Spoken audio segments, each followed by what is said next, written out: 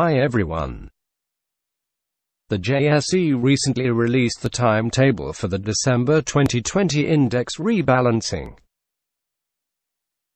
You will most likely ask the question of why is such an index rebalancing important? Markets change continually. Over the course of a year, the share price of companies will change, some corporate action will occur, and hence will the market capitalization of these companies will also change.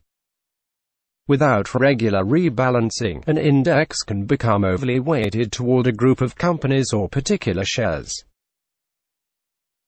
The JSE main indices are determined by FTSE Russell, an index provider. FTSE Russell provides a comprehensive range of reliable and accurate indexes, giving investors the tools they require to measure and analyze global markets across asset classes, styles or strategies. There are rules governing the frequency of index rebalancing, but many experts suggest it should be done quarterly. Therefore, our domestic indices are rebalanced every March, June, September and December. The next question is, how does such an index rebalancing affect individual shares? With the rise of ETFs and index investing, there's been a greater focus on the addition and subtraction of shares from indices, including those that are widely followed, such as the top 40 index. This is because many institutional investors attempt to mirror the performance of these indices by buying the same shares. Some funds are even required by their charter or offering prospectus to hold the same shares. So, when a share is added to a widely followed index, millions and sometimes billions of purchase rounds flow into that share, typically driving its price higher.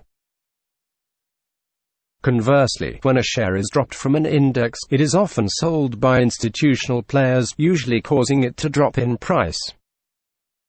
However, these price fluctuations are usually short-lived, and some studies indicate that just being a part of an index in and of itself has no permanent effect on a share's value. When a share is added to an index, it's often done based on a sustained increase in earnings, appreciation in market value, and positive price momentum. Because of those factors, a share may exhibit better performance following its addition to an index. But if those factors change, a share can underperform, even if it's still part of the index. An interesting corollary is that a share can be dropped from an index not because it's been underperforming, but because the index allows only a set number of shares and room needs to be made for a new one. This can represent a buying opportunity when a share whose fundamentals remain strong dips on the initial selling after being dropped from the index. Rebalancing is a simple fact of life in the world of indices, so it's good to understand the timing and dynamics. Furthermore, note that our domestic indices are also based on a free float factor. Free float refers to the number of a company's outstanding shares owned by public investors, excluding locked-in shares held by company managers and officers controlling interest investors, governments and other private parties. Another concept is shares in issue. Issued shares are the authorized shares sold to and held by the shareholders of a company, regardless of whether they're insiders, institutional investors or the general public, as shown in the company's annual report.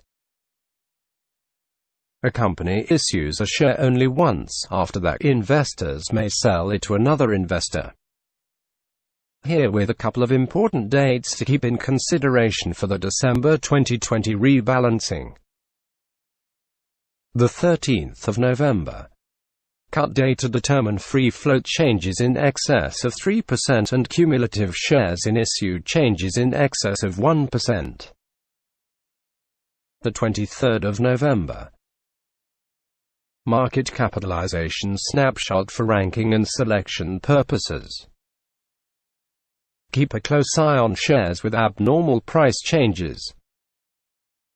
This is an important date. The 2nd of December. Review additions, exclusions and weighting changes published. On this date, we will know the specific changes to the indices. The 21st of December. For the start of trading on the 21st of December, the quarterly changes will become effective and will be traded in the closing auction on the 18th of December. We will release an updated report regarding the specific changes after the 2nd of December.